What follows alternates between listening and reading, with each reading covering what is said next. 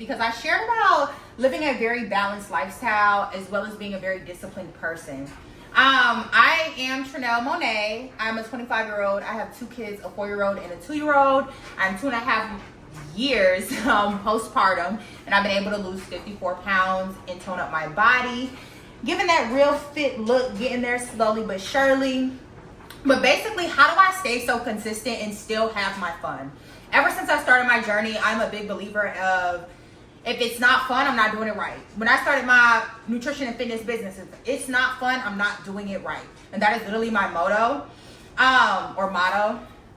So I'm just gonna go over just a few things that help me stay consistent as somebody who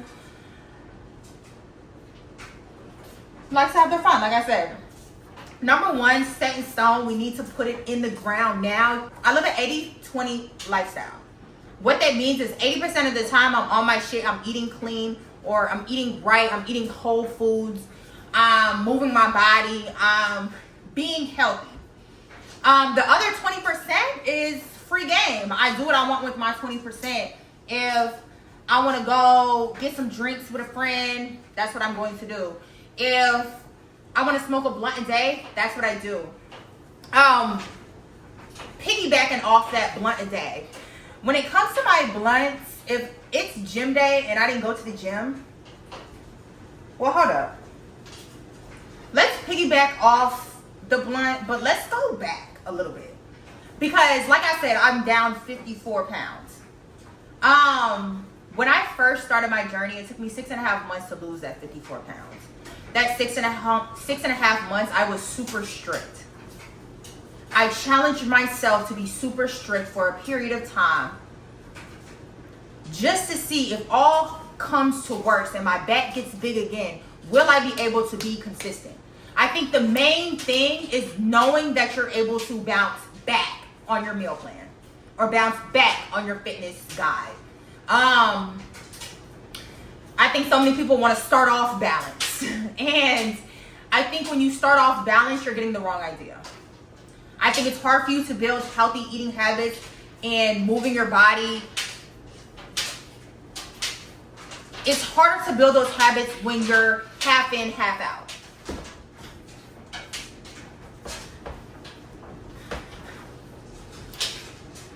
I think at the beginning of your journey, if this is new to you, if working out is new to you, if eating whole foods and cooking at home and eating right or eating intentionally is what I like to say, is new to you, you need to be strict. And when it comes to the strictness, it's you versus you. Nobody can help you be strict. You have to make goals or start off small. For example, when I first started, I'm a very heavy weed smoker. I love my weed. I just do. But I also wanted to get back to a body that I was comfortable in after having my second child. Like, I wanted to feel good. I wanted to look good. I wanted to be healthier for the sake of my kids now that I have a daughter. You know what I mean? She's looking up to me. How I like to say it, you're going to have to get real selfish with yourself if you want to get into living a balanced lifestyle where you can maintain sexy results but also have your fun. Because a lot of the times people lose the weight. Like, for example, sometimes there's cases where they'll lose the weight in 6.5 months and then gain it right back the next 6 months. You know what I mean? Because they didn't take time to build sustainable habits, intentional eating, intentional working out that is going to keep the results sexy. You know what I mean? How you like them. So I highly recommend challenging yourself from 3 to 6 months to be strict. I had no eat out. I strictly followed a nutrition plan. It's actually my plan. I actually sell it now. It was so good, I fucking sell it now. I created a fitness guide for beginners, so I follow that as well. And I just stay consistent with it. This was new to me. I'm used to eating out 2 to 3 times a day. I'm used to not moving my body at all. I'm used to feeling like shit, okay? And I thought that was normal, but it's because I'm feeding my body shit. You feed your body shit, you're gonna feel like shit. You're gonna look like shit. You know what I mean? You can always tell when somebody does not eat how they should eat as a healthy human. But that's besides the point. But I definitely think you need to be strict with yourself from the jump. Have your fun after you know you can be strict, because once you know you can be strict on yourself, you'll always be able to bounce back. I recently made a reel about how the night before my friend hit me up. We wanted to have some fun on a budget, so we got us a bottle from the ABC store, had us a hot box, smoked us 3 blunts. I was drunk. I don't know. I was feeling it, but I had to wake up the next morning because I run a fitness community. You know what I mean? And we were meeting at Crowder's Mountain at 9 o'clock. Now, we ended up getting pulled over. We lost the car key. We didn't get there till 9:30. But, you know, regardless, those were situations that I could help. So, but that reel literally blew up. People love it because it's like, yes, that is balance. The night before, you have your little function, you have your fun. And then the next morning, you back on your shit. Like ain't shit happened. And that's how you keep your results. That's how you get results. You gotta bounce back. Now, mind you, this was a Friday. So imagine if I didn't have my fitness community. We didn't meet up at Crowder's Mountain. And I drunk and smoked Friday, Saturday, and Sunday, no working out. That's bullshit. I think when it comes to missing a workout, I think it's okay here and there, especially being a woman with us having periods and I have kids.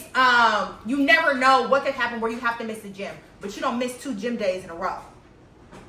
You don't miss eating clean 2 days in a row. That is my rule. 2 days in a row, you're doing too much unless you're on vacation. I give vacation a pass, but even when you're on vacation, there's stuff that I would do that would still keep me intact. I recently went on a cruise boat for 5-6 days, September of 2024. Newest boat with Royal Caribbean. It was a blast. I didn't overdrink. Actually, I'm not that big of a drinker. I love me a drink, but I'm not just gonna drink without a blunt. I need my blunt first, then I'll drink. I'm not gonna drink first, then I need my blunt. You get me? So my drinking isn't really high. If you're a smoker, I recommend you to smoke more than you drink. Just drink less. The drinking is really what bloats you, especially the mixed drinks and all that bullshit. You know what I mean? On vacation, I just got shots. I didn't do the mixed drinks. I got me like 1 mixed drink within the 6 days, but everything else was a shot. Vodka to be specific. But on vacay, like I would still drink my water. You know, I'm not drinking a bunch of soda just because it's free and it's there. I'm not drinking a bunch of sugary lemonade just because it's there. I like water. Water is what keeps me fucking fit. You know what I mean? So I'm gonna drink my water on vacation. On vacation, I still try to incorporate fruits and vegetables, some way, somehow. I feel like just because you're on vacation, it doesn't mean you don't drink your water and your vegetables. I feel like drinking your water and your vegetables is a human trait, if you get me. Like, it's not something you just drop. And I think that's where, piggybacking off of this, I think that's where a lot of people go left.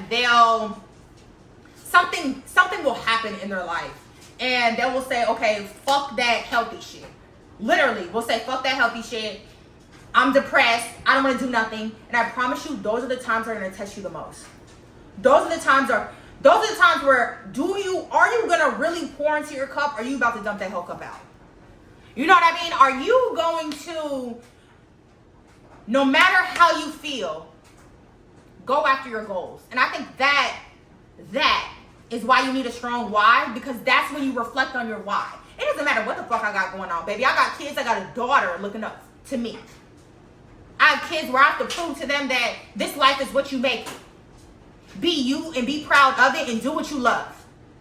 Seriously. They only know by watching you. And I always reflect on that why. If I'm feeling like, oh, I don't want to go to the gym. But damn, you know, these kids, you know what I mean? I know I got to pick them up at 5. If I pick them up now in a better mood, if I go to the gym now, then pick them up after, I know I'm going to be in a better mood. Like, and it's stuff, you just got to go. You got to move. And that's another thing. Like, on days like that, I give myself grace. I will do a 15-minute workout and go and leave. But I went. I went. And I think so many people don't realize the power of showing up. When I first started, I just showed up. Like, I just showed up. I didn't want to go to the gym, but I wanted my blunt. So, bitch, we going to the gym. We going to knock out something. We going to hit a 1-2. We going to go home. You know what I mean? You fall in love with showing up. You don't have to like the gym. It's not about that. You don't have to like eating healthy. It's not about that. It's about what you need. It's about what you need to be healthy for your loved ones. You know what I mean? If I was to die today just because, or if I was to die at 45 or 50 just because of unhealthy habits that I could have affected or switched up at this age, 25, that's so fucking selfish to dying before my mama, dying with my kids 29 and 27. They're just now getting on their feet. You know what I mean? My man, he's only 51. You know what I mean? Like, I'm leaving everybody behind because of selfish habits I cannot break. And I think once you really break down that you don't have to stop having your fun. You don't have to stop eating the foods that you love. But you do need to slow down. And I think when you have structure, when you know what you're doing, when you're confident behind what you're doing, you won't mind doing it. You know what I mean? It's so important. And the last thing I'm going to touch on is community. I think a lot of people underestimate this one just because you're around good people. And although people are good people, are they the people that are going to push you and motivate you and get you out of that comfort zone to better yourself? What I've realized is I can't be around bozos because I'm going to be a fucking bozo. I got to be in the room with winners. I've been in the room with winners and I know what it takes. And I'm telling you now, if you apply the stuff that I'm telling you in this video,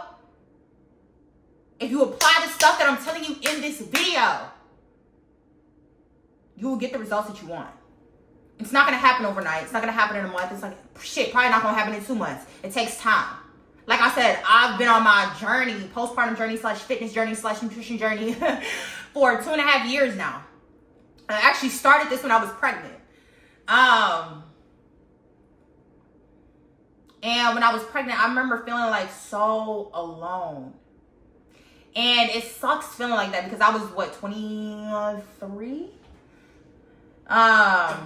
All of my kids' birthdays we all have the same birthday month. So when I had them, I was 20. When I had Kalani, I was 22, but that month I was turning 23. My birthday's the last of the month. And then when I had Kylan, I was 20, but that same month I was turning 21. I don't know why I shared that, but I started when I was pregnant, and I just remember feeling so alone. I remember feeling so tired. And mind you, this is my second rodeo. It's my second pregnancy, my second postpartum journey that I was about to go through.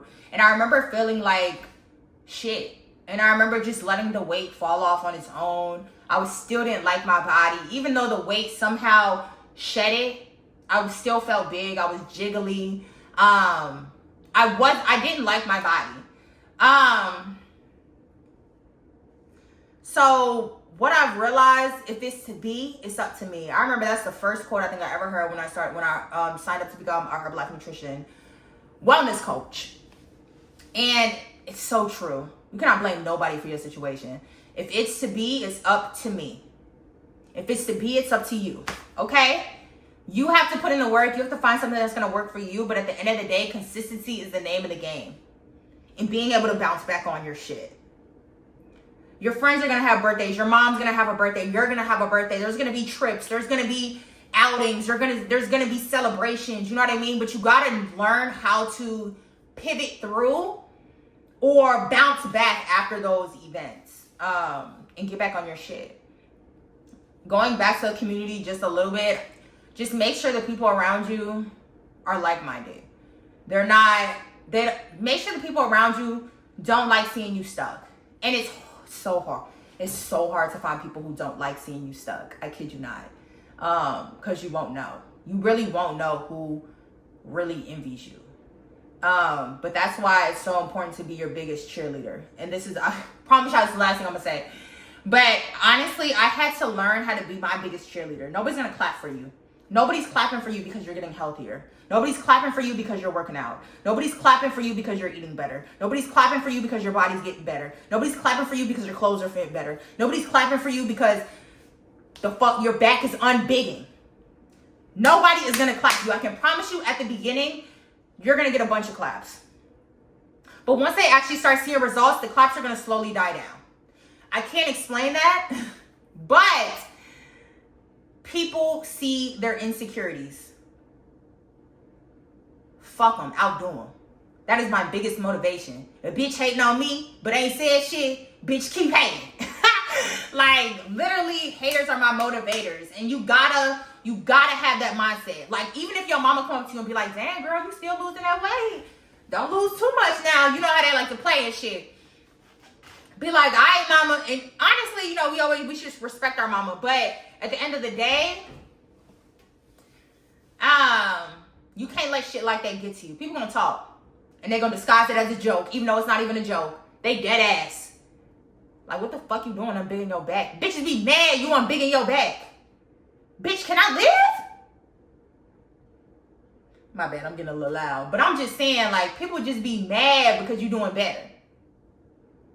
Make that your motivation. Be your biggest cheerleader. You don't need nobody to clap for you. You can clap for you. Every single time, you can clap for you. Y'all got this. Like, comment, subscribe, and let me know what else y'all want to hear from me.